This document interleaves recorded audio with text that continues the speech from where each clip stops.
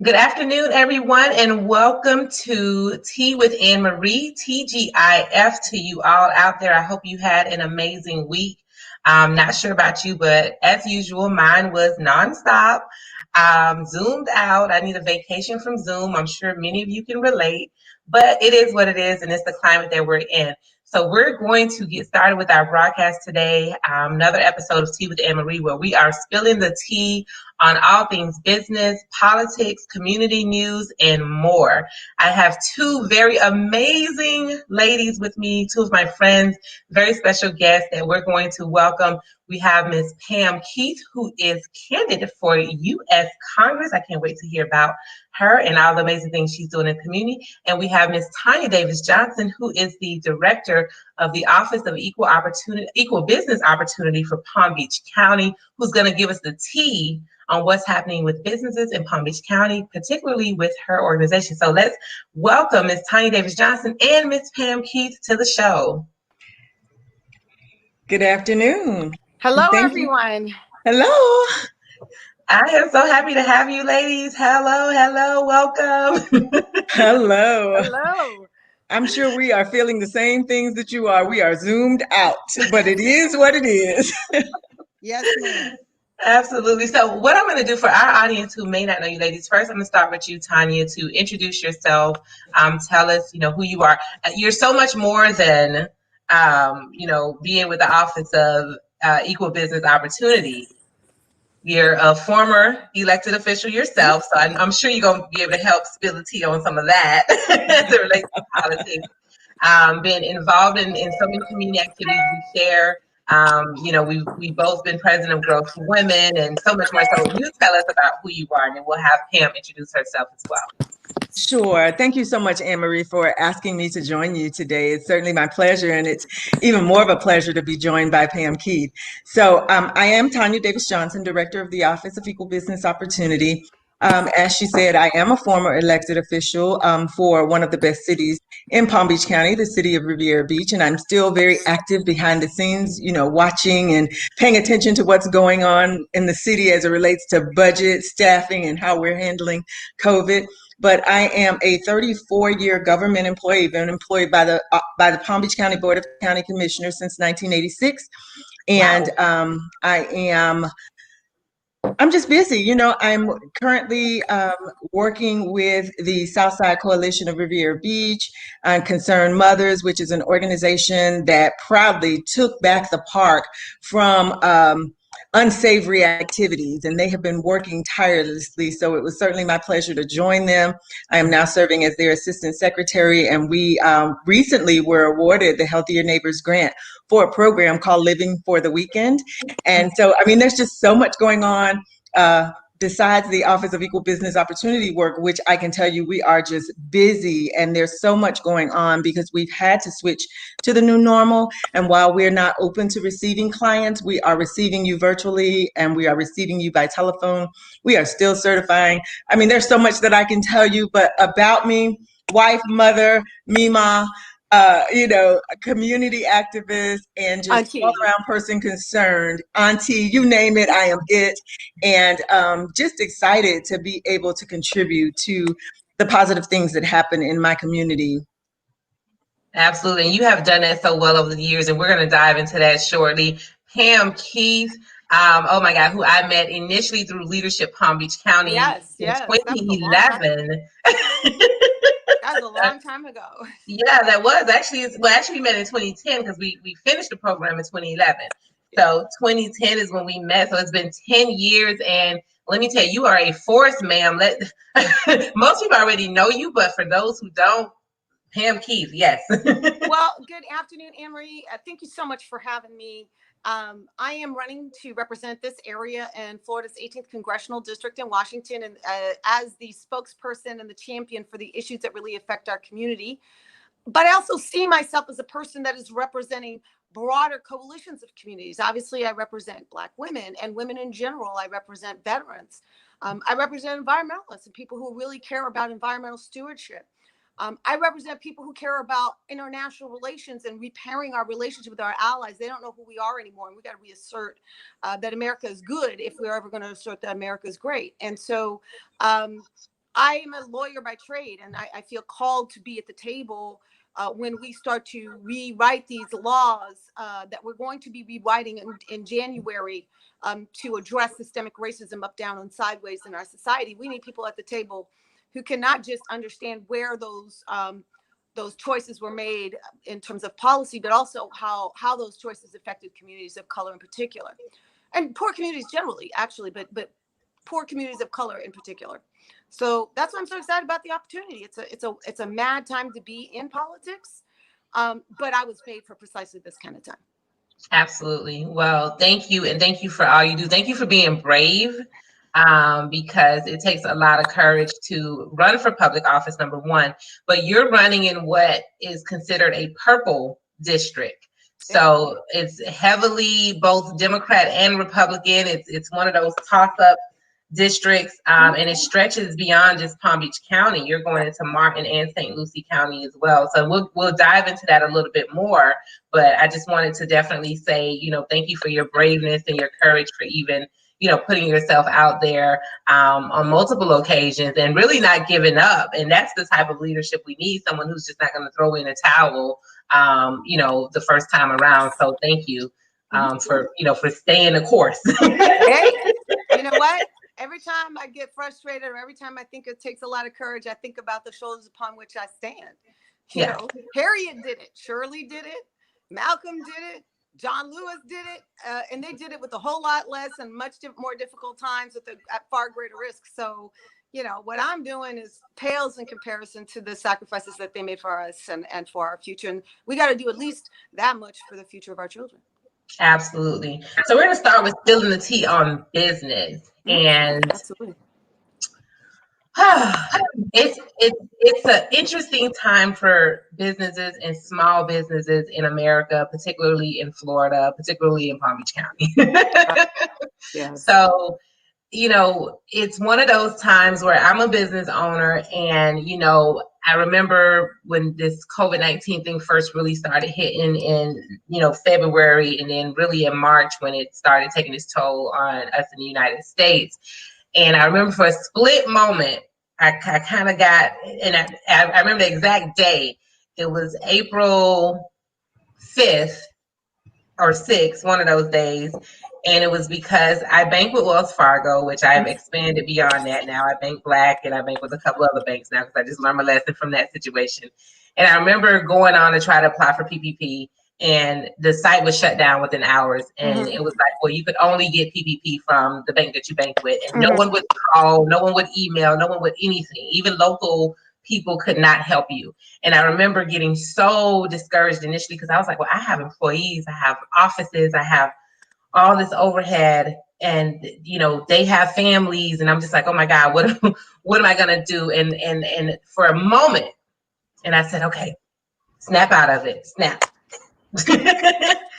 How are you going to pivot? How are you going to make sure that you stay healthy, alive, well, and that you keep your employees and that you keep business going and you keep things functioning? What can you do differently? And so I had to jump in that mode. And I'm sure there's so many other businesses that had that moment, and some were able to pivot, some were able to get assistance and resources, and some were not. Some end up shuttering and closing their doors, right? So everybody wasn't able to survive. And we still have so much further to go through this pandemic that we have. So Tonya, I want to turn to you for a minute to say, tell us about how your office and the county has, responded and is still continuing to respond. And even beyond the pandemic, the services and opportunities that you offer and that are available, and even what's coming up for businesses to take advantage of. Sure. So we too felt your pain.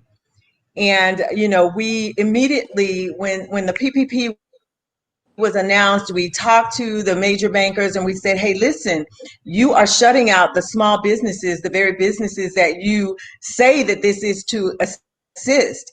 And you had all of these large firms, large corporations that jumped right in and was able to be funded. And it left a bevy of small businesses I'm talking about small businesses with 25 or less, and even smaller, 5 or less employees, were unable to obtain this money. And it was for a number of reasons that they were not able to obtain it. And so having a conversation with these presidents and vice presidents of these banks, and they're running down for us the requirements, a lot of that was not possible for our small businesses. So I am so grateful that we have the county administrator that we have, because immediately she had our budget folks apply for dollars, for these CARES Act dollars. And Palm Beach County successfully received $261 million.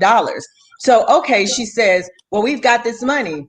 How do we help our small businesses? She immediately allocates 60 million of that 261 for businesses 25 or less employees. And she did it in the form of a grant. So we knew that small businesses were already challenged. So to add an extra layer of placing a loan on top of those challenges just did not seem to be the right thing to do.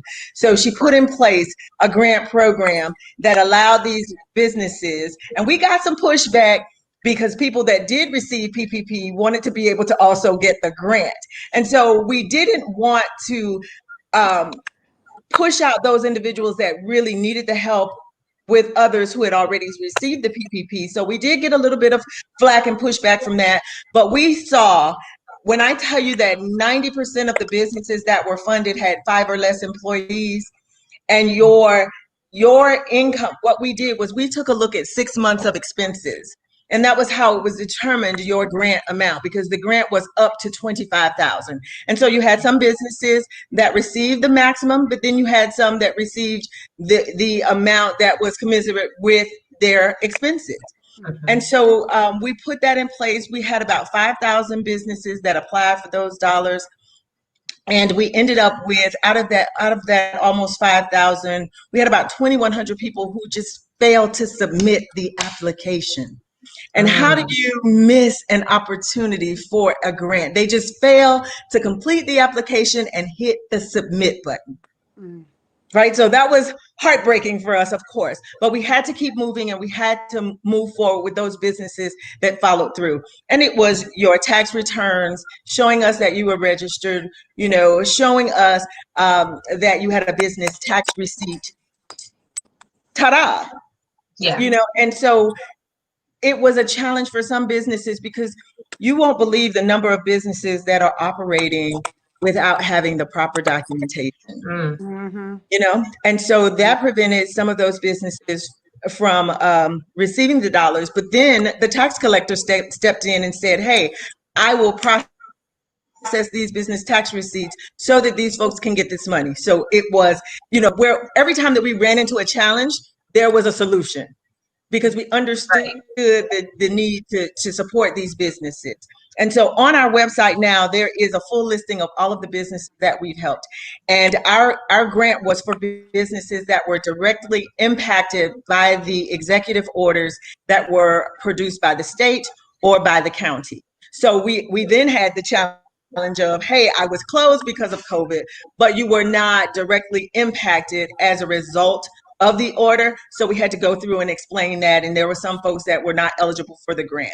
So I do know that our mayor most recently stated that that the board would allocate some additional dollars. So we're just waiting to hear, when and if and what our next steps are going to be.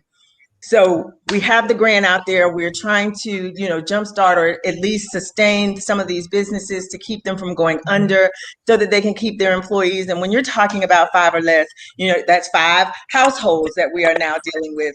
So in addition to that 60 million that was allocated, there were several million allocated to rental assistance. So now you can get up to 3 months rent paid, up to 3 months utilities paid, up to 3 months of mortgage, all under these CARES Act dollars that Palm Beach County received. So she looked at it, and I'm telling you, she is amazing. And you know her, you all know Virginia Baker. She looked at it from a holistic perspective, and we covered the business, we covered the household, the individual, so we're grateful for that.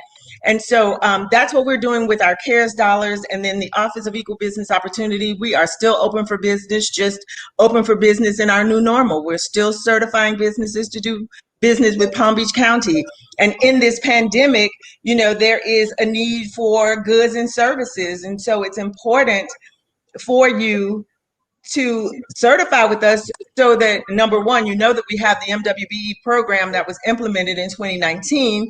And so therefore, we have these opportunities, but we've got to be prepared to receive these opportunities. So there's so much that's upcoming, and I don't know how far you want me to go, but there's so much that's upcoming as it relates to how we're doing business. We have modified the vendor self-service system in this new normal. So it's important now for vendors to go out and register with Palm Beach County. And then after registration with Palm Beach County, if you have a good and/or service, which is just about everything we need as a county government, there is opportunity, and you just got to be able to know what that is. We now have goal setting. Goal setting is a direct response to the disparity study. We can now place goals on projects to make sure that we get participation, but that participation is based on availability. So, we continue to work and do targeted outreach and make sure that our small businesses are aware of the opportunities that are upcoming, because we take the information from goal setting and we put it in a forecasting scenario. So if you attend a goal setting, or if you get this information from goal setting, you have about 30 days before it even hits the street to look at it, to know the dollar value, the project type, who's responsible, who you need to talk to. So, we're making it as easy as we possibly can to make sure that you know who you need to talk to, what the project is, what the commodity codes are, what the dollar value is. It's all being put out there now in response to our disparity study. So we're super proud of what we're doing and how the information is being sent out. It is just now, how will the small businesses respond and react to the information that's there? Absolutely. And that's really good information. I think and Pam, we're going to get to you because you've been on a campaign trail, and I wanted to hear what you're hearing on the streets. So I think something that you said that was so key, I was a little taken aback because I know that, yes, some people may not have their accounting in order, right, properly, or may not have filed their recent taxes and things like that. Right. But a business tax receipt, folks didn't even do that? Yeah. Okay. Yeah. So let me just say this in response to that. So the week of the 17th through the 20th, we're doing 4 workshops. 2 will be on Get Ready, Get Set, Go, which is business prep, business readiness. And then the other 2 workshops are on financial literacy, how to be loan and grant ready. What documents do you need? Because the most difficult part of this was folks did not have their financial houses in order, nor did they have their business houses in order. So we are going to give you a full week of workshops on what you need to do in order to be business ready and loan and grant ready. And that's going to be August or September? August 17th through the 20th. So that's next week. Next week. Next week. And is there a cost for those programs? No, absolutely free. Okay.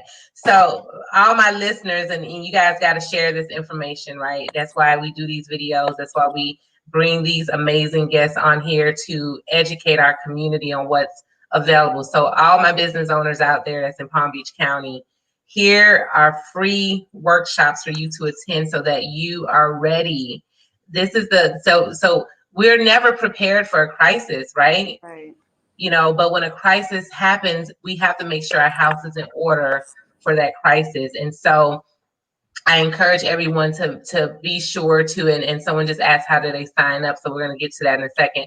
But I want to encourage everyone to please get your business house in order so that you can respond to opportunities, right? And those of you who are starting a business, Tonya's office, and I'm sure they have some workshops and things that'll help you with that.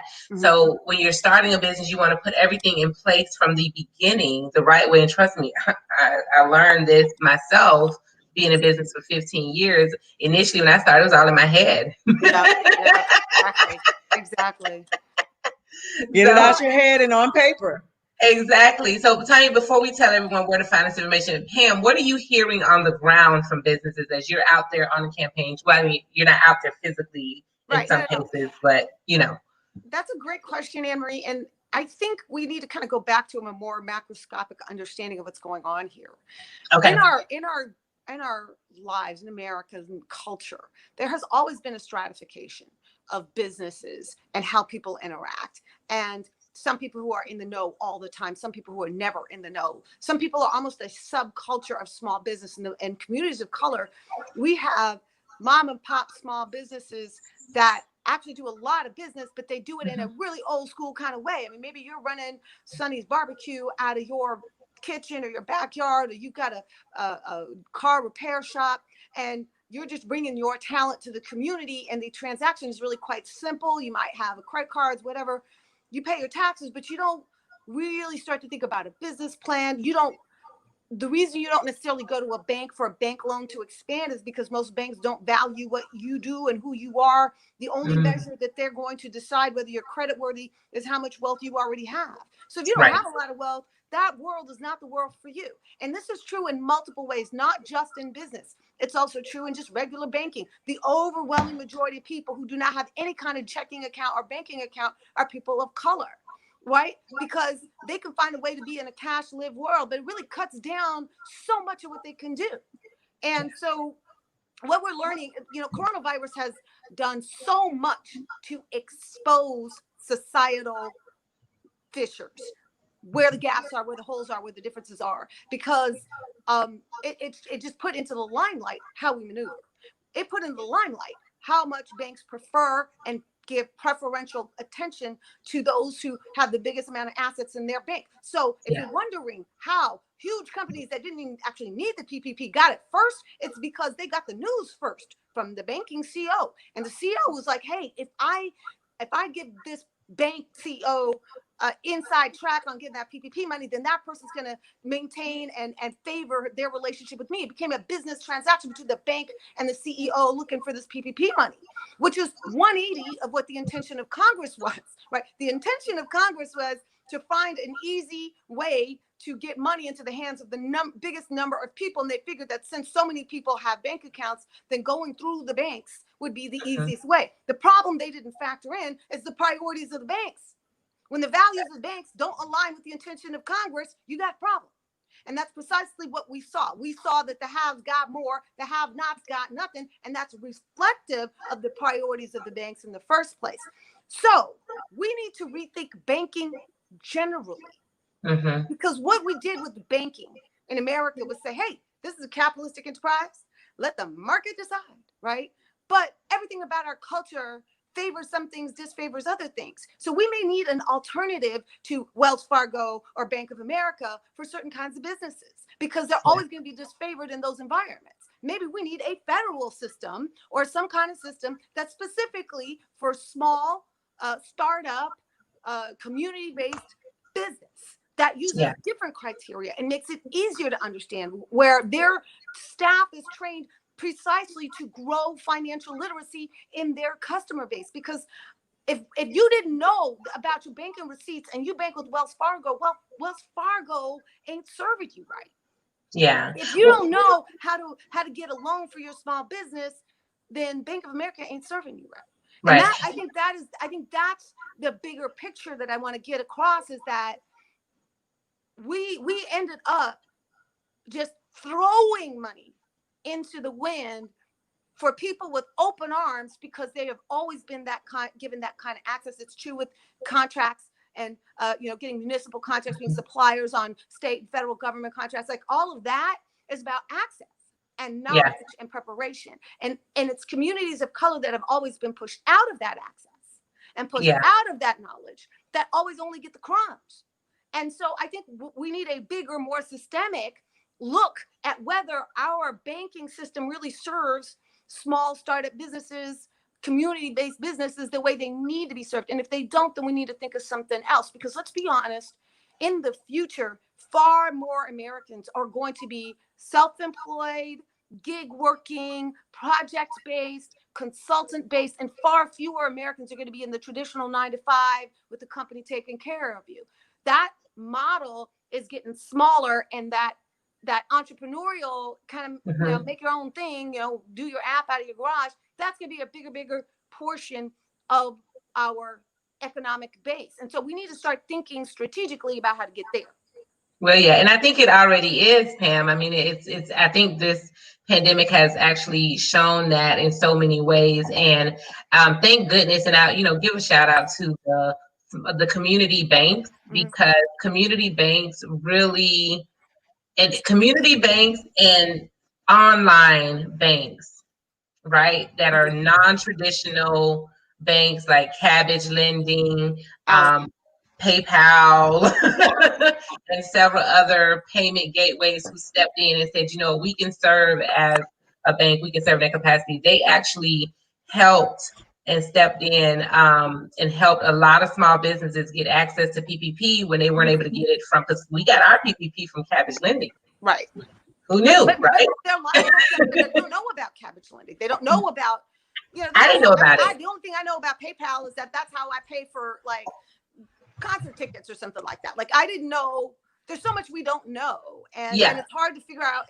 There's no warehouse of information. You just kind of get it the way you get it. You get it the way you get it, because we're all responding. So I think you have some great points, but I do want to, shout out the community lenders. Even our good friend Deas over at Valley National. They couldn't initially because of the regulations, but afterwards they opened up to be able to service people who were not their customers, as well as Seacoast Bank and several other local community banks. So thank goodness for them.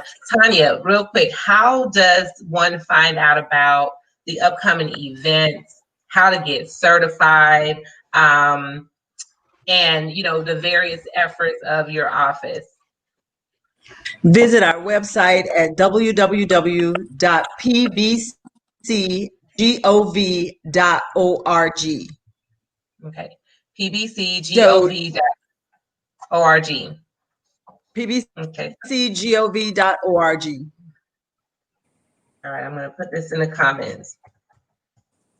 Great. And I see Leah Gaines is there. She said, get ready, get set, go. She is the presenter for the Get Ready, Get Set, Go. And that's on Monday and Wednesday. And then we have Marlon White on Tuesday and Thursday handling the financial literacy part. So we've got some heavy hitters, and we're looking forward to the information that's being shared. That's it. Awesome. So one more business thing that I want to touch on, and this is going to dive right into community. We got some exciting things to talk about, women in politics. Whoa. We got to talk about it. We got to talk about it. But I want to, and you can see, anyone who's watching can see scrolling at the bottom of the screen. Our 10th annual National Black Economic Conference is taking place August 21st through 22nd, which is next Friday and Saturday. Why do we need a National Black Economic Conference? Well, it's simple. Again, prior to this pandemic, and even beyond this pandemic and everything else that's going on that has unveiled the ugliness of systemic racism and the impacts on our communities, it starts with economics. It's all about economics, right? It's all about how do we bridge the wealth gap in this country? How do we start to be able to have the resources to take care of our community, to employ our people when unemployment rate is 10% statewide or nationally, it's 40-50% in communities of color.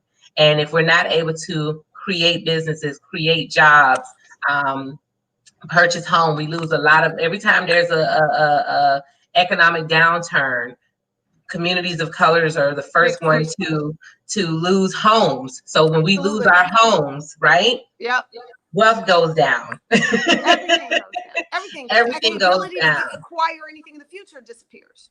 Absolutely. So we're talking about the wealth gap. Whenever we have a situation, a crisis like this, every time the stock market goes down, foreclosures start to happen, whatever that may, job loss starts to happen, businesses starts to shutter, our wealth gap closes even more than before. The National Urban League, and I'll share the link later, just did their unveiling for the 2020 State of Black America, which you'll be able to see some of the disparities in that. I encourage you, anyone, to go to the National Urban League's website and watch the unveiling last night, but more importantly, get your copy of it. I'll be getting my copy today because I want to be able to touch on it at next week's conference. But the conference is going to address what we're talking about here.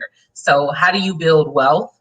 You build wealth through ownership, and that means ownership of businesses, ownerships of real estate, developing our communities and buying the block if you're able to, or collectively doing collective economic development.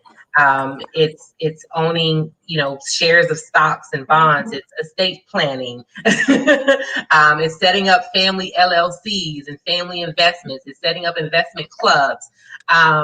It's how many other pieces that we're touching on? It's looking at so much more, right? Yeah, it's an education saving and all these other things.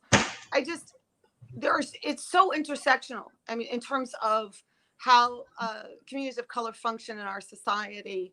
And we've been in survival mode for a long time. We kind of got out, and I think that a special moment has happened, a confluence of events, a confluence of conscious raising, that we now are going to be marching into 2021 with a different mindset, a different mandate, and a different team. And I think it would be a crime to squander that opportunity. Like because it's hard to do big systemic change when people are safe, steady, and comfortable.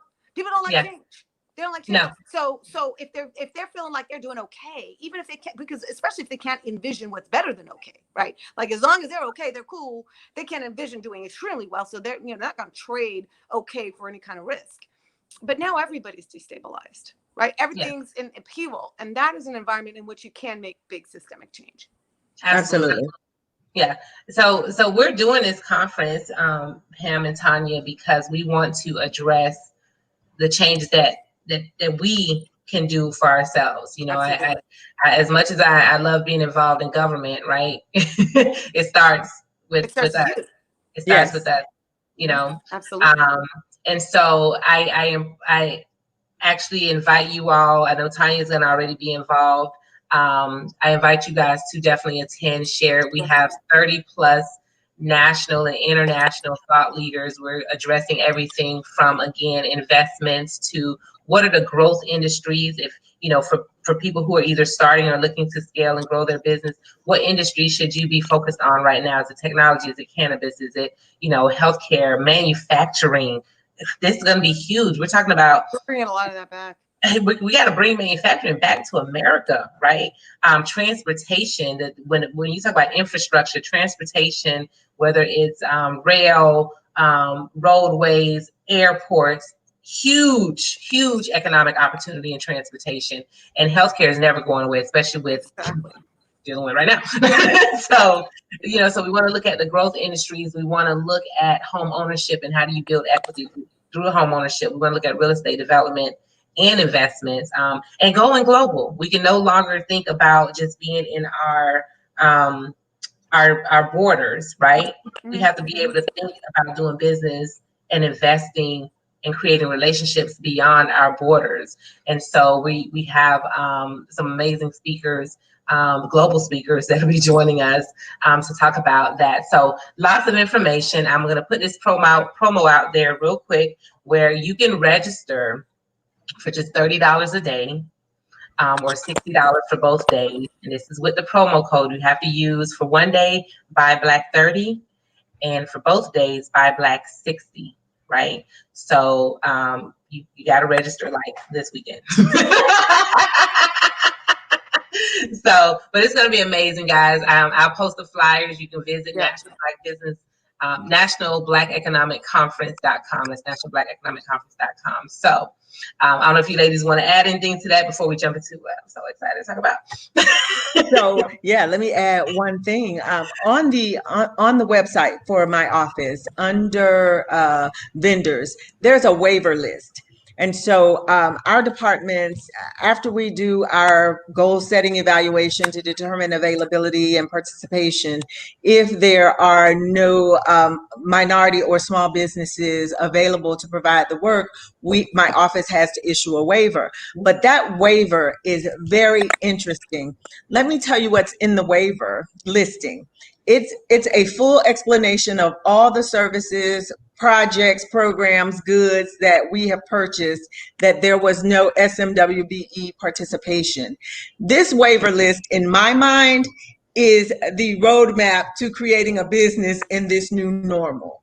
Because we purchase everything from swim pants, fish food, we purchase fish food.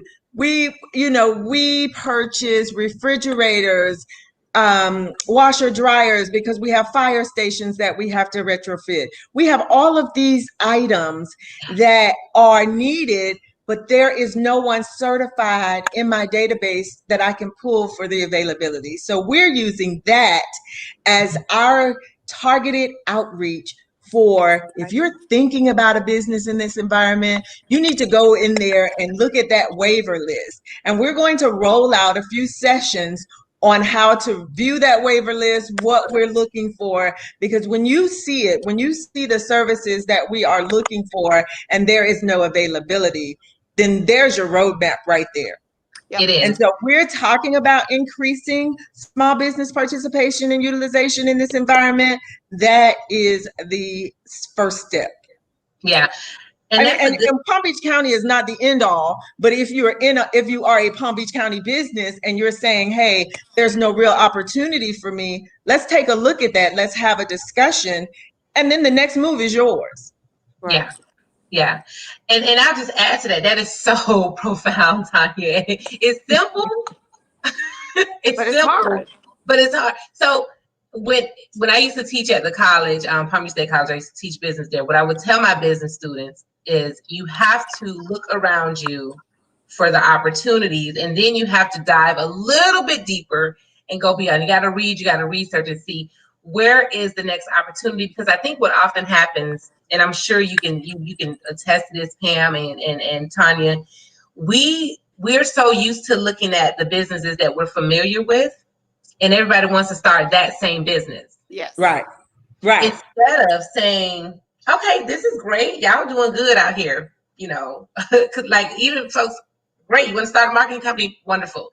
However, you go look at that list that Tonya just talked about and see what they're buying and what they have no one to offer that type of service for? Or did you look at this industry? Like, are you watching what's happening now and understanding why we need manufacturing to come back and why you could be a part of the manufacturing conversation, start a manufacturing business? I think people have to really start thinking outside the box and then seek out the resources like what you just pointed out to say, okay, this is a list. Let me see what's reasonable. Which one has the least amount of investment that I can afford to get into this business? Or what do I need to do to raise the money, the seed money to get into this business and go for it and start it? And so I'm so glad you made that point, because that is what we have to do if we're going to grow, if we're going to pivot, and if we're just going to start new ventures that address what you need, what you're buying. Yeah, that's absolutely true. I will just say that one of the quirks of small businesses, is that, especially in communities of color, is that they tend to be driven from a natural inclination, a natural talent, a family recipe, something they see in their community, something they know that people purchase within their community, and they can supply, and it's sort of very organic for them. And so they're really thinking about monetizing something they like or know or are comfortable with as a separate concept than actually starting, like thinking from an entrepreneurial side, saying, I want to do a business that is profitable, rather than trying to make profitable what I like doing. And those are kind of different concepts. Yeah, they definitely are. And, we are not the only game in town. You have the school district, you have the city of West Palm, you've got the Solid Waste Authority, South Florida Water Management District. You've got all of these governmental entities. While they may not do a waiver list, they should be able to tell you, this is what we purchase, this is what we have need of. Because now that we have this program, I am seeing the things that we have ordered, and it just blew my mind to see, I mean, we were buying steel toe boots, we're buying vehicles, but there is no African American or minority Hispanic dealership here in Palm Beach County that could potentially bid. So we go off the contract for the state. So, and I know that there are minority car dealerships. I know that there are. Yeah. And so, and that Palm Beach County has a large fleet of vehicles. So we now, as a result of the disparity study, we have the affirmative procurement initiatives in place that allows us to place a goal if it's in the area of construction and professional services CCNA that is specific to Blacks and Hispanics. We can put that now. But if I don't have the availability, I'm still missing the opportunity. So I'm still trying to find those businesses who are wanting to do business with us, get them certified, because we have, in addition to the APIs, one of the APIs that we have among small businesses, you don't have to compete against the big boys. And so there, we have the bond waiver program. We've got all you're going to do now. It's now in place for you. The office is running, the program is running, the department.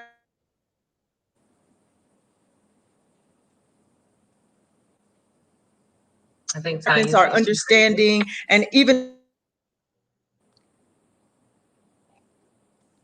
Palm Beach County as it relates to small business. Yeah, and that was a good point. And I encourage, again, anyone who's listening to. Am I frozen? Or I think it's her. I think it's her. Okay. Tonya, you were frozen for a minute. Yeah, your connection's not great. It's being temperamental. It was doing great for a minute. Oh, okay.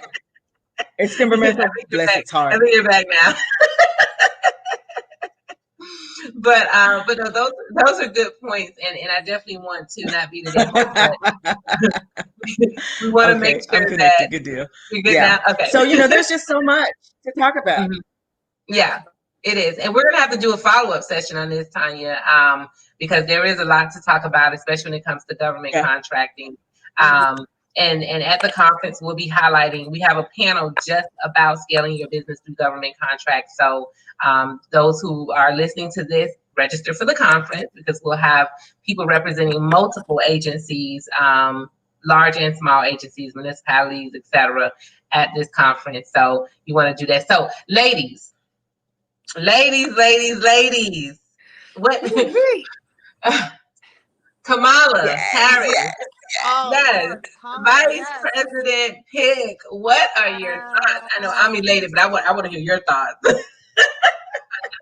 I will tell you that, it had been percolating for so long. It felt like the decision had taken an eternity in 72 days. And it had been percolating so long that I sort of checked out of it. Like, I was like, whatever, who it is, whatever. And then it happened, and it was like, I was totally surprised by how emotional and how delighted and how, like, I literally just started jumping up and down, and I did not expect that I would feel that way. I didn't, I've always been such an admirer of hers.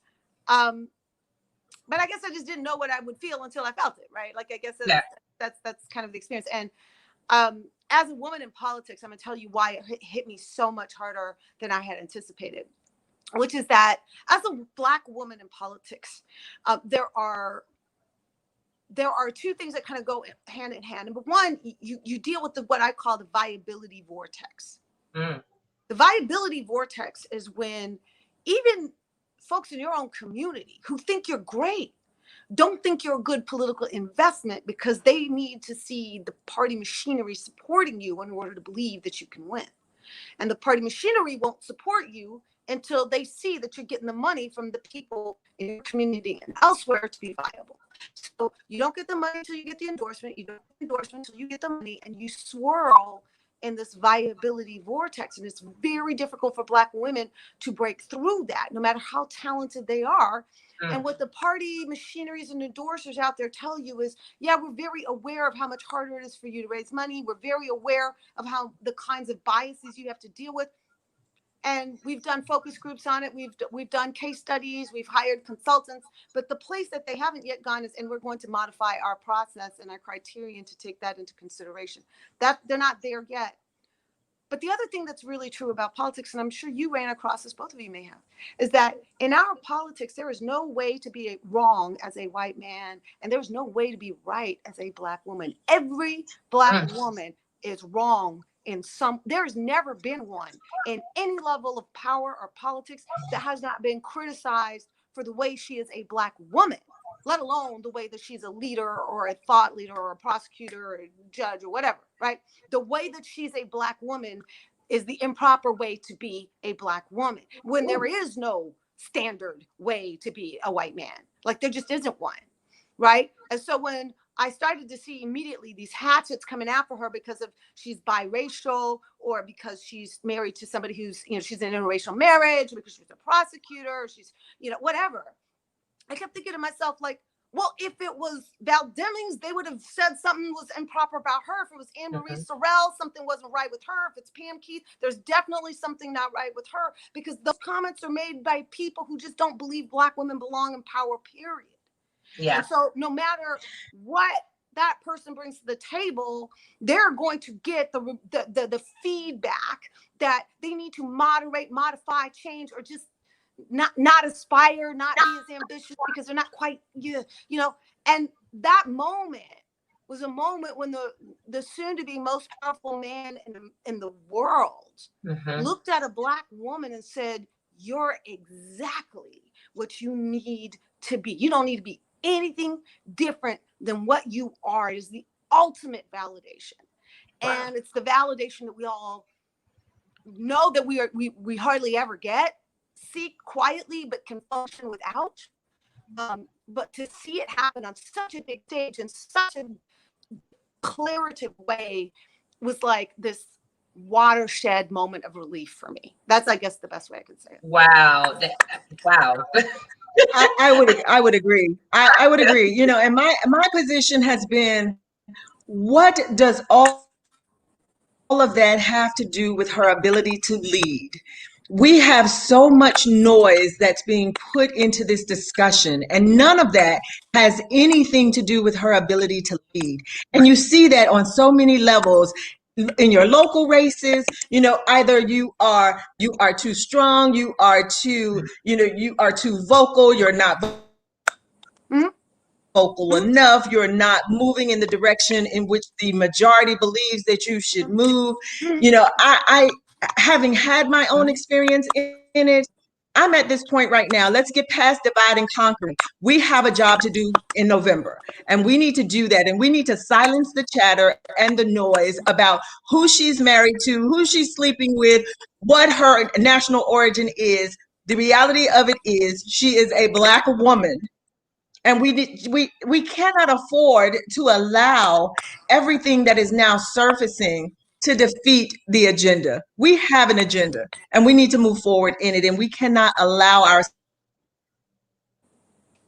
ourselves to wallow all these sidebar conversations, all of the negativity. It is just what they do to us, and what we allow to be done to us, to separate us, and you're arguing about her husband and bringing to light, what her family had in the past. Yeah. We sit and we fail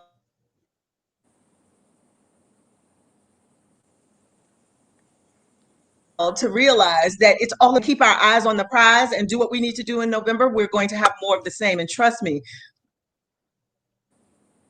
4 more years of this, we cannot bear it. No, we definitely can't afford 4 more years of this. And one of the things, I was talking to a friend of mine, and I said, here it is. For the past 3 weeks, really, Black women have dominated the news cycle in some way, form, or fashion. First, it was Beyonce with Black is King, and that became this whole controversy for why. I mean, you know, she's Beyonce, so everybody wants to bash Beyonce no matter what she does. You know, but here it is. She's highlighting, you know, Black culture from the movie Lion King. Really, it's inspired by the movie. It was created on the basis of it, but there was still a lot of, you know, naysayers, including our own community, right? Mm-hmm. Then the next week you had Cardi B and Meg Thee Stallion, right? That was... Who, you know, came out with WAP. And I won't say what it means, go look it up. I literally watched like 24 seconds of that video, and they were on this ground with snakes and me and snakes. That was it for me. You know, so I actually listened to the song before I saw the video. And when I listened to the song, I was like, oh, okay. Yeah, that's a whole nother level for me. For me, I was like, and I looked at it in a different perspective. For me, I was like, oh, I love it. Here it is, women who are confident in their sexuality, who are liberated, who are celebrating their sexiness or celebrating their sexuality in a way that they want to celebrate it. And so, you know, so they got slack. And then here it is, week 3, you get Kamala, who is the epitome of professional and educated and leader and, you know, everything else. So it's like, but she still was bashed by so many, including some of our own people, where I'm just like, okay, people, what, so we've shown you 3 different ways Black women in 3 weeks. None of them right. None of them right. And none of it is right. What do you want from us? Right. You know, what do you want? What more do you want us to be? Because we can't show you good music and culture. No. They want you to stay in your place. It's very simple. You hit it on the nail. It's very simple. They want you to stay in your lane. They want you to stay in your place. You know, there's a perception, or we have an unsophisticated conversation about racism in our country because the right frames it simply as the most physically violent, hostile attitude, and anything short of that is not racism. You know, if you're not burning crosses, you're not a racist. But there is something so much more pernicious and subtle, which is not so much I hate you, but I can only deal with you if I'm in a superior position to you, right? And that anytime you are asserting authority over me, or even asserting authority equal to me, I'm going to start to undermine and sabotage and question and not be able to work with you, because now you are, it's that sense of authority that is threatening. I don't mind you being around here as long as I get to tell you what to do. But if you could tell me what to do, then all of a sudden you're not a team player, you're too assertive. You know, we feel like you need to be more willing to be collaborative, because that's just a subtle way of saying, I don't want you to exercise your authority. I don't want you to walk in your power. I want you to always feel a little bit at 6s and 7s, a little bit on eggshells, so that you don't ever fully put your full self into this, because you're really not supposed to have that kind of authority. That's not for people like you. And it's not a front of the mind conscious bias. It's a subliminal unconscious bias. But in a lot of people, I would say. But nevertheless, it's there. And certainly for those on the wrong end of that, they feel it. And quite often you feel it, but you can't even explain what it is that you're feeling. You can't put into words why it is that this great work that you had, and this great relationship with your team and your bosses, everything was cool, that all of a sudden one day, it's not gelling anymore. And the more power you get, the more experience you get, all of a sudden it's, you know, jarring, and you find yourself like, well, what happened? Bewildering. Yeah. Well, it's the reality of power dynamics in our country. And not just in our country, by the way. I mean, it's just global. It's global. Yeah. We what I'm happy about is that we're here. We're here. We're on the national and international stages, whether it's through music, culture, business, politics. We are here, and we're not going anywhere. Absolutely. And we're not going anywhere. But the beautiful thing is that we are seeing model after model, case after case of Black women in leadership handling it, and not just handling it for Black people, handling it for the community, for the community. And so now you've got London Breed, you've got Tish James, you've got Maxine Waters, you got all these women of color, you got AOC, you got, you see all these women of color who are different from each other. They are so different. It's one of the most magnificent things I love about being a Black woman is how I can be totally my own version of me and feel total connection to you, total connection to Tonya, even though we don't look anything alike, right? And we may come from totally different experiences, but we're sisters. And the whole world is beginning to get hit to Black girl magic, because of what we endure to get to these positions of power. We're better when we're there because we have a consciousness that's broader and an emphasis on making things better for others that we have to have just to get here. Like you cannot be like swinging through a bunch of privilege to get to conscious Black woman. That ain't, don't work that way for Black people. Like, right. You got to swim through a whole lot to get there. Nobody's going to look at you and say, well, since your father had a huge business, I guess you should be a member of Congress. Like nobody does that. Nobody. Right. No one. No. So that's kind of where we're going with this, that people start to see, like, you know what, that concern that I had, I maybe should table that because I love what I'm seeing out of this person and that person, and they're taking care of the community and they're changing things and making things happen. I think it's just an amazing opportunity. It's just and it's not just a slice in time. It's a resetting of where the trajectory for the future. Yeah. And where we've come from, because I mean, let's face it, like we say, we all stand on the shoulders of many giants, many Black women, whether they were out front or behind the scenes working and getting it done. The one thing is we get it done. Absolutely. Period. Done. Yes. And it would be great if we could get past the notion of our community asking, how dare you have the audacity to believe that you can do this? We've got to get past that because, for so long, as Pam said, stay in your lane, stay in your place. Well, in my opinion, our place has shifted and it's time for us to go to those places where we were not expected to be. And so Pam, kudos to you, sister girl, for thank you so much for saying that. For the work that you are doing. Obviously, this is my third run in politics. My first one, I ran for U.S. Senate in our state. I'm the first Black woman to ever qualify for the ballot for U.S. Senate in our state. And a lot of the hesitance to support me that came from, various different quarters was this perception that I had jumped the line, that I was too audacious. How dare I? And I was like, okay, well, I did all my checking to see if anybody else was planning to run and nobody else was planning to run. So how was I jumping to the head of the line? There was nobody in the line, right? And I think sometimes audacity reveals fear and resistance and hesitance in others. Yes. Right? What looks like smart strategy until somebody goes and does it, all of a sudden looks like, fear and to some extent cowardice. Right? I have a higher risk tolerance and I have a higher tolerance for failure than most people. So to me, if I didn't win, so what? I was on a mission to make a statement, which is I belong here. You may not get that. Eventually you will. I belong here. Right. Exactly. And if I didn't walk in that truth, nobody was ever going to get to that truth. So I mean, the first person you have to convince that you deserve something is you. Absolutely. Right. If you act like you deserve it, pretty soon you start convincing other people that you deserve it too. But you're never going to convince others if you haven't convinced yourself. Yes. So I always feel like if you want something, just go getting it, and eventually you will. Absolutely.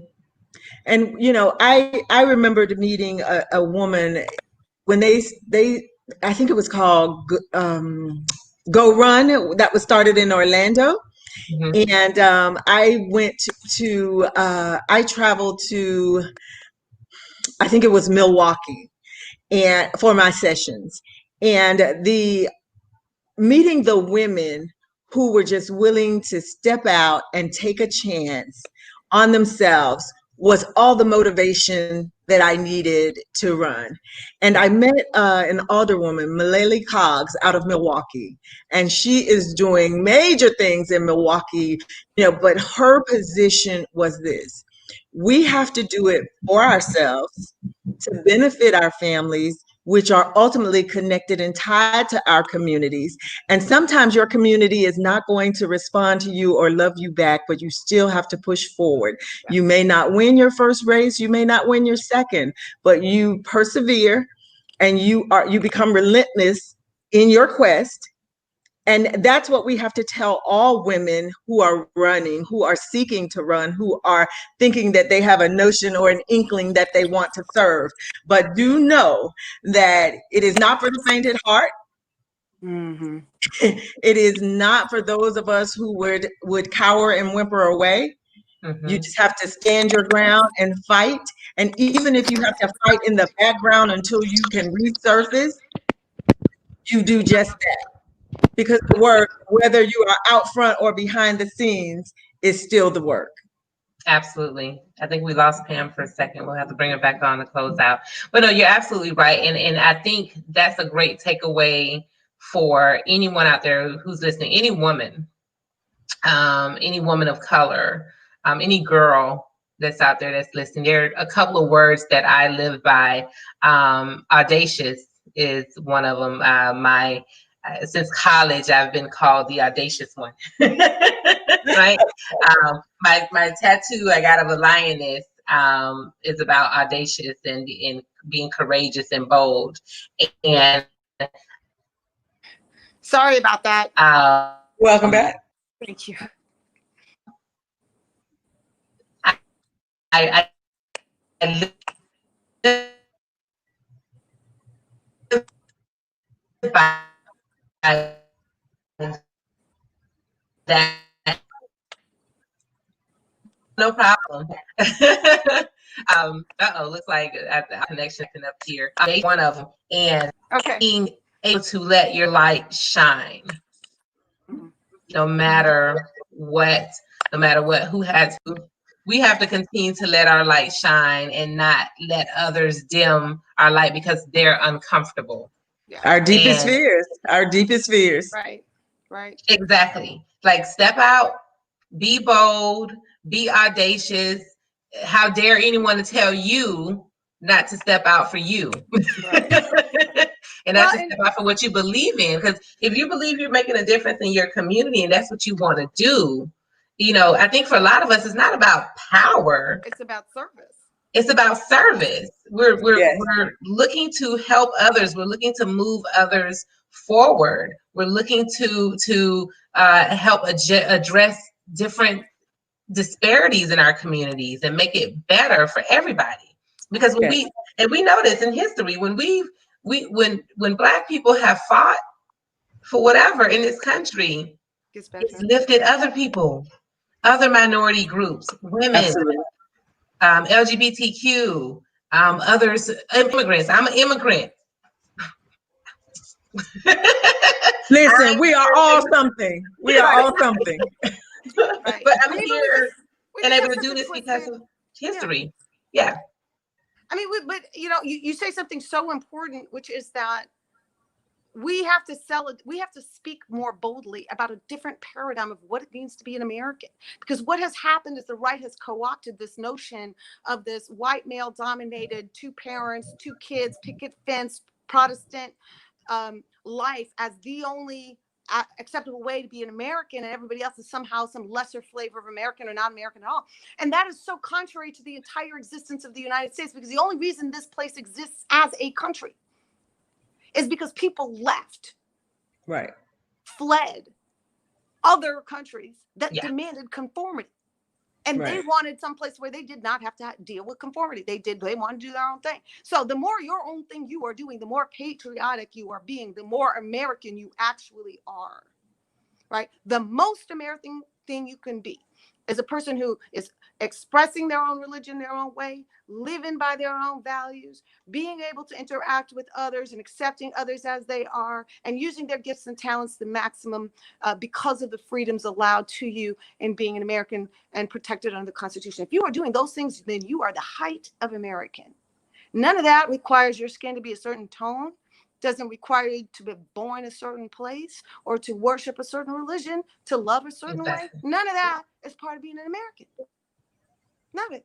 right? Yeah. And people who think that that is the definition Mhm. of being American are confusing religion with patriotism, or confusing bigotry Yeah. with patriotism. Absolutely. Yeah, I would Whatever. agree.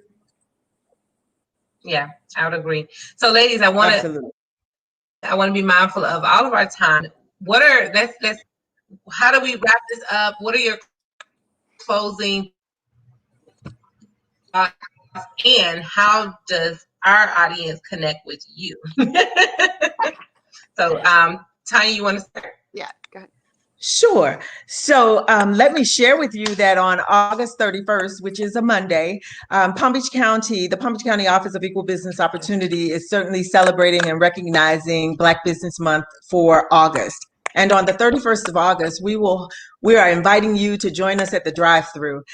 We will have the State of Black Business, and our speakers have been confirmed. We have Mark Morial, who will deliver the state of business on the national level. Senator Bobby Powell will bring from the state, and I will bring you the information from the county. So you can find that information on our website, which is in the comments section. There will be a registration. Refreshments will be served, but more importantly, we want to get the information to you so that you will know exactly what the state of business is on the national, state, and county levels. And we want to talk about what we need to do in order to improve the state of business in Palm Beach County, which is directly reflecting upon the Office of Equal Business Opportunity. So don't forget to join us next week for Get Ready, Get Set, Go, and for financial literacy, and then come back around and join Ann Marie on the 21st and 22nd for the National Black Economic Conference.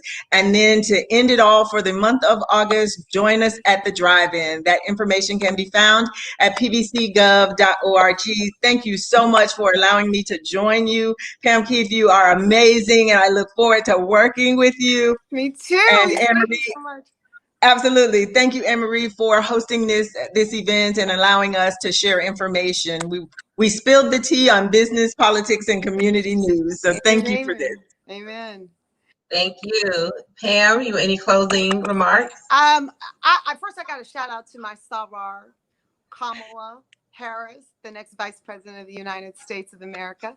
And just to take, it's right and proper to take a moment to celebrate that, but that ain't the win. The win is when she gets inaugurated in January. And in order to get there, every single one of us has to take this election as our mission in life. It can't be something on the back of your head or on the back burner. It has to be front and center in everything that you're doing over the next, 90 or so days.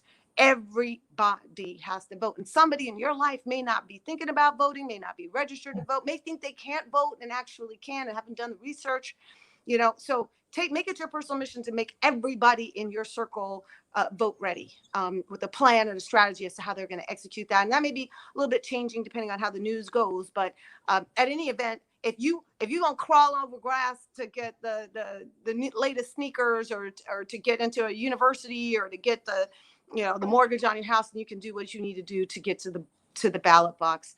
I want to thank every one of you, especially Ann Marie Sorrell. Not that she needs a plug, but Ann Marie is running too, and she is going to be one heck of a leader in our community. Already is. So I'm definitely cheering her on. And our primary is August the 18th. And I need everybody out there to vote Pam Keith. And if you don't know more about me, not just because I'm a Black woman and I'm a badass, those are good things, but I have a great platform too. So check that out at pamkeithfl.com, pamkeithfl.com. I'm poised and ready for this fight. It's been a long time coming to get here. We just got endorsed by Emily's List this morning. So a lot of the big institutional eyes are starting to move on to Florida 18, and that's a good thing. It's a good thing for them to want to invest in making sure that we're successful here in the Palm Beaches and Treasure Coast. But in any event, these are extremely exciting times, and I don't want you to pursue them with this spirit of fear. I want you to pursue them with the spirit of ferocious intent, because that's how we win. Absolutely. So There you have it, everyone. We have a lot going on next week alone. So here we go. Make sure you go and early vote or mail your ballot in today, tomorrow. Or take it in person. Or take it in person. you need to get your ballots in if you did a vote by mail ballot as early as possible, or take it in person. But election day is August 18th, which is next week. I am officially endorsing here Pam Keith. So please make sure you select Pam Keith on your ballot. Absolutely. You have my endorsement as well. Thank you so much. I so appreciate it. And it does actually make a difference. You already got my vote, girl. Hey, you know what? I don't take it for granted. It Sorry, means a lot my for us to ballot stand for each other. It really does. So thank you. Go. Yes. So make exactly. So make sure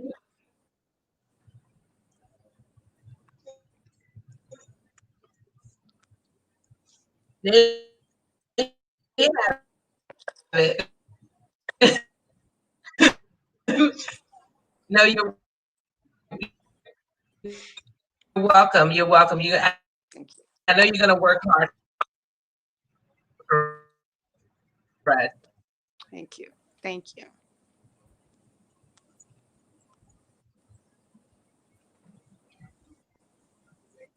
You're going to work hard for us. So please make you.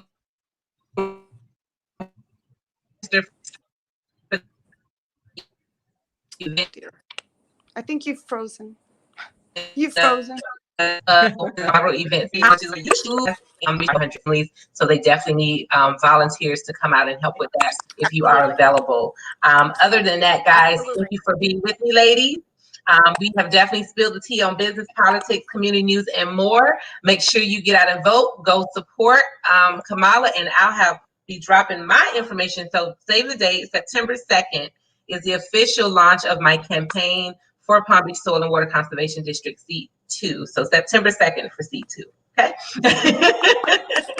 All right. You guys have a wonderful afternoon, ladies. Thank you. Have a wonderful afternoon. Have a wonderful weekend. I'll see you guys next week at a whole lot of stuff. See you next week. Take care. Take care. Bye, everyone. Have a good afternoon. Okay, so